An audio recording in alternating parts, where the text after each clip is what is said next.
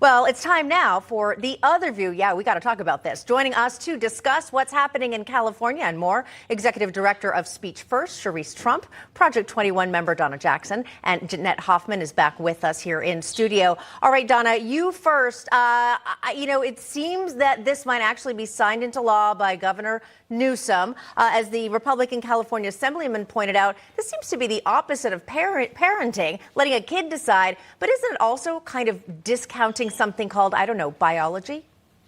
Absolutely. And you know what? California has tons of these kind of laws.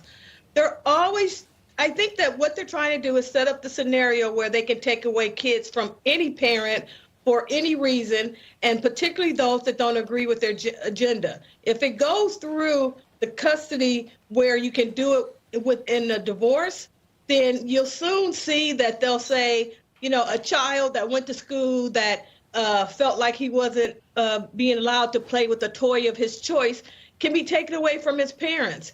They want to make all the kids wards of the state, and this is absolutely wrong. Cherise, your thoughts?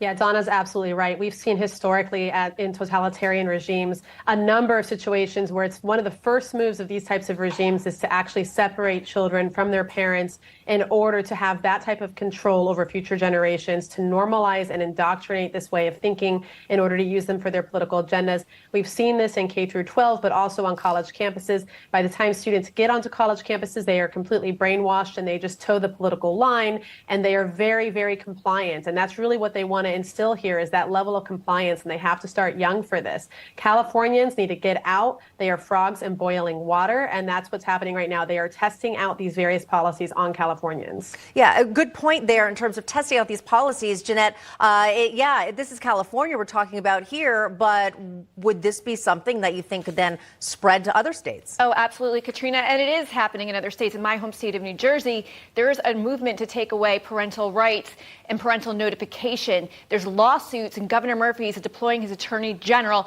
in any school district that notifies a parent if their child wants to change their gender pronouns. So in a number of school districts, the attorney general is actually suing that school district because they're notifying parents for children as young as 5 years old who wish to change their pronouns. So parents don't have a right to know what's going on in their school districts.